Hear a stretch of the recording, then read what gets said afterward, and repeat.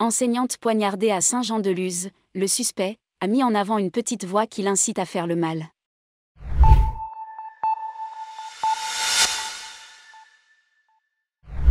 Le procureur de la République de Bayonne insiste toutefois sur le fait que l'adolescent apparaît accessible à une responsabilité pénale, sous réserve des expertises et d'une possible altération de son discernement.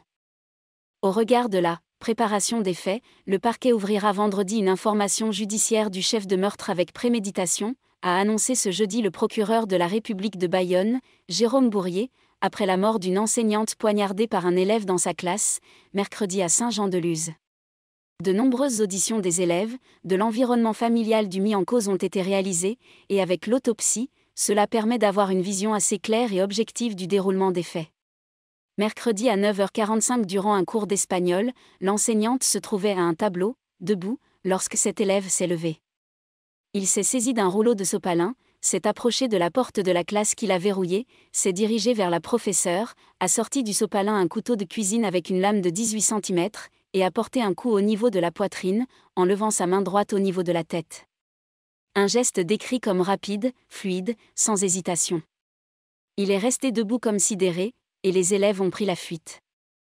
Il aurait alors dit « J'ai ruiné ma vie, tout est fini ». Il est ensuite entré dans la classe voisine. À ce moment-là, sont intervenus 2 professeurs, qui lui ont demandé de lâcher son arme, ce qu'il a fait, puis ils l'ont maîtrisé.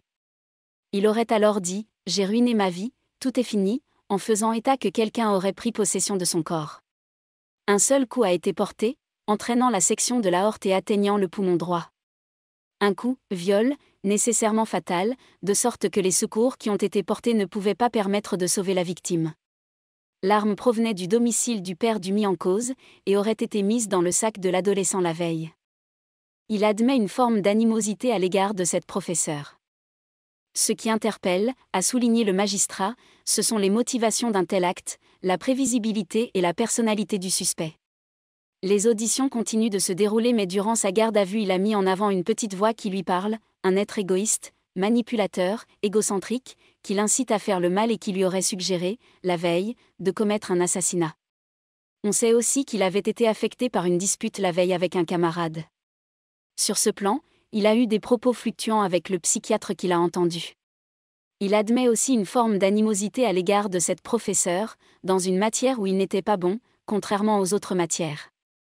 Le suspect était inconnu, d'un point de vue pénal comme de celui de l'aide sociale à l'enfance. C'est un garçon manifestement intelligent, travailleur, mais décrit comme solitaire. Il a fait état de faits de harcèlement dans son précédent établissement, qui l'aurait affecté. Il était suivi par un psychiatre et avait réalisé en octobre 2022 une tentative de suicide médicamenteuse. Drame absolu. Un examen psychiatrique a été réalisé, dans les conditions de la garde à vue. Il révèle des traits de personnalité anxieuse pouvant perturber son discernement mais l'expert ne retrouve aucune maladie mentale de type schizophrénie ou retard mental.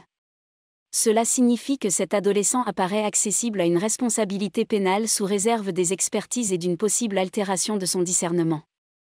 Jérôme Bourrier a évoqué un drame absolu qui a suscité une émotion considérable et appelle une responsabilité de tous.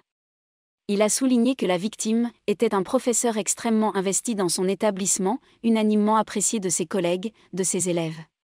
Il a également salué la mobilisation et la réactivité de tous ceux qui ont dû intervenir, à commencer par les professeurs qui avec le plus grand sang-froid possible ont apporté les premiers secours à la victime.